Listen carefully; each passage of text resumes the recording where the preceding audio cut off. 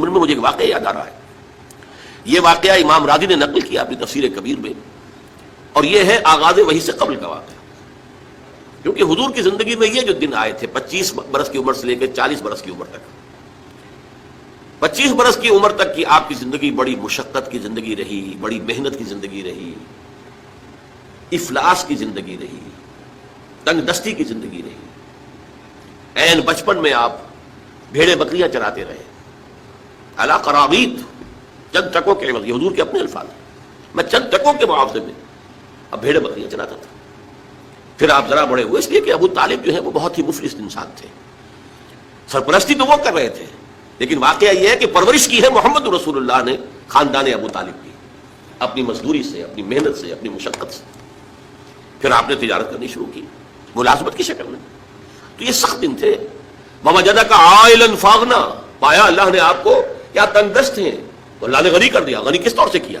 حضرت خدیجہ سے شادی ہوئی 25 برس کی عمر میں، جو عرب کی متمول ترین خاتون، ان کی اپنی فرمائش پر یہ شادی ہوئی، انتہائی محبت کرنے والی. تو واقعہ میں آپ کو سنا رہا تھا کہ اس زمانے میں یہ 25 برس سے لے کر اور 40 برس کی عمر شریف کے مابین کبھی یہ واقعہ پیش آیا ہے کہ حضور ایک دفعہ کہیں نکل گئے مکے سے باہر. مختلف وادیاں ہیں، پہاڑ ہیں، پہاڑوں کے مابین وادیاں. ایک وادی میں آپ نے دیکھا کوئی قبیلہ آ کر پڑاؤ ڈالے ہوئے ہے، انتہائی مفلوق الحال، بھوک کی وجہ سے جسم سوکھ کر کانٹے ہوئے ہیں، تن پر کپڑے نہیں ہیں. حالت دیکھ کر آپ آئے انتہائی ملول اور غمگین ہو کر، گھر میں آ کر چادر لے کر لیٹ گئے. اب پوچھا حضرت خدیجہ نے کیا ماجرا ہے، کیا معاملہ ہے؟ آپ نے فرمایا میں گیا تھا باہر فلاں وادی میں، میں نے یہ دیکھا فلاں گھاٹی میں ایک قبیلہ ہے، پڑاؤ ڈالے ہوئے ہیں اور یہ حال ہے. حضرت خدیجہ اور فرمانے لگے کہ میرے پاس دولت نہیں ہے کہ میں ان کے لیے مدد کر سکوں. سرمایہ تو حضرت خدیجہ کا تھا نا، آپ کی اپنی ذاتی دولت تو نہیں تھی. اس پر حضرت خدیجہ نے فرمایا اچھا آپ جائیے اور بڑے بڑے قریش کے چند سرداروں کے نام لیے کہ ان کو بلا لائیے. حضور گئے، وہ سب آ گئے. اتنی دیر میں اتنا بڑا ڈھیر اشرفیوں کا حضرت خدیجہ نے لگا دیا کہ جب حضور آ کر بیٹھے تو اس کے پیچھے چھپ گئے. اور پھر کہا ان سرداران قریش سے مخاطب ہو کر آپ سب لوگ گواہ رہے، میں نے یہ ساری دولت محمد کے حوالے کی صلی اللہ علیہ وسلم، وہ جیسے چاہیں اسے خرچ کریں. تو ایسی بیوی جس نے ساتھ دیا. میں اگر اس موضوع پر چونکہ میرے کچھ خاص احساسات اس میں بیان کروں گا تو پھر بہت وقت نکل جائے گا کہ حضرت خدیجہ رضی اللہ تعالیٰ عنہ کا کیا مقام تھا جسے ہم میں سے اکثر نہیں جانتے.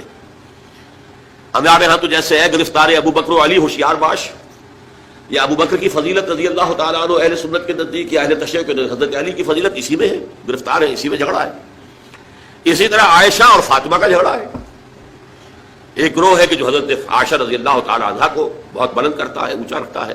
دوسرا گروہ ہے جو حضرت فاطمہ رضی اللہ تعالیٰ عنہ. لیکن یہ کہ حضرت خدیجہ الکبریٰ کا ذکر نہیں ملتا، بہت کم ملتا. بلکہ میں نے جب ابھی شاید 2-3 سال ہوئے ہیں جب میں گیا تھا ایران، اور وہاں کے اچھے مشاہدات میں سے تہران کے ایک یہ بھی تھا کہ انہوں نے خالص خواتین کی یونیورسٹی قائم کی ہے. اس کا نام رکھا جامعۃ الزہراء، حضرت فاطمہ رضی اللہ تعالیٰ عنہ کے نام پر انہوں نے یونیورسٹی قائم کی. تو جب ایک ملاقات میں ان کا وہ ٹاپ کا سٹاف وغیرہ جمع تھا یونیورسٹی کا، میں نے کہا کاش آپ نے اس کا نام جامعۃ الخدیجۃ الکبریٰ رکھا ہوتا تو چونکے. میں نے کہا دیکھیے یہ سنیوں اور شیعوں کے مابین مدرسۃ العائشہ للبنات، یعنی جو بھی کوئی رکھے گا یہاں پہ مدرسہ بنائے گا سنیوں میں سے، خاص طور پر اہل حدیث جنہیں عرف عام میں وہابی کہتے ہیں، وہ حضرت عائشہ کے نام پر مدرسہ بنائیں گے. بچیوں کے لیے مدرسہ حضرت عائشہ کے نام پر، شیعہ ہوں گے تو حضرت فاطمہ زہرا کے نام پر. لیکن حضرت فاطمہ کی والدہ حضرت خدیجہ جو صدیقۃ الکبریٰ ہیں، ان کے نام کے ساتھ کبریٰ اس لیے جمع ہوا ہے. صدیق اکبر، الصدیق الاکبر ہے حضرت ابو بکر رضی اللہ تعالیٰ عنہ. الصدیقۃ الکبریٰ جیسے حضرت مریم کے بارے میں آتا ہے قرآن میں کان امہ صدیقہ، تو اس امت کی الصدیقۃ الکبریٰ حضرت خدیجہ رضی اللہ تعالیٰ عنہا. اور ایک بات راز کی ہے جو میں کہہ رہا ہوں، عام طور پر عام خطابات میں یہ باتیں نہیں کہی جاتی. مجھے تو محسوس ایسا ہوتا ہے کہ اللہ تعالیٰ نے حضرت خدیجہ کی ذات میں حضور کو صرف بیوی کی وفاداری اور وفا شعاری اور محبت نہیں دی ہے، والدہ کی شفقت بھی دی ہے. حضور محروم ہوئے بہت ارلی عمر میں، والد کو تو دیکھا ہی نہیں، والدہ کی شفقت سے بھی بہت جلد محروم ہوئے. عمر کا فرق اتنا تھا 25 اور 40، اندازہ کیجیے. اور آپ کو معلوم ہے میری نانی میرے بڑے ماموں سے 13 برس بڑی تھی، 13 برس میں ان کی ولادت ہو گئی تھی. اور عرب کا معاملہ تو اور گرم ماحول کا تھا. تو کیا 15 برس کی عمر میں حضرت خدیجہ کی اولاد نہیں ہو سکتی تھی؟ اگر وہ ہوتی تو کیا وہ حضرت عمر حضور کی ہم عمر نہ ہوتی؟ اس حوالے سے دیکھیے. چنانچہ ایک واقعہ میں آپ کو اور سنا دوں.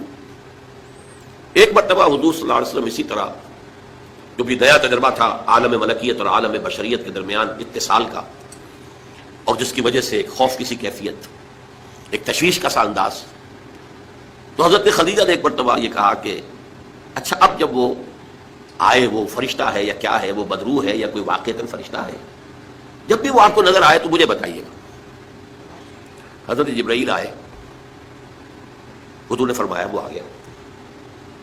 اب ذرا نوٹ کیجئے، حضرت خدیجہ نے اپنے بال کھول دیے، اپنی آغوش میں حضور کو لے لیا اور پوچھا کہ کیا اب بھی نظر آ رہا ہے؟ اب فرمایا نہیں. فرمایا یقیناً یہ فرشتہ ہے، یہ کوئی بدروح نہیں ہے، فرشتہ ہے جس نے حیا کی ہے. اگر کوئی بدروح ہوتی تو تو لذت لیتی، وہ غائب نہ ہوتی. اب آپ اندازہ کیجئے عظمت فکر، سوچ کا، آپ کے فکر کا، شعور کی بلندی کا. بہرحال سن 10 نبوی کا تذکرہ کر رہا تھا، حضرت خدیجہ کا انتقال ہو گیا، ابو طالب کا انتقال ہو گیا.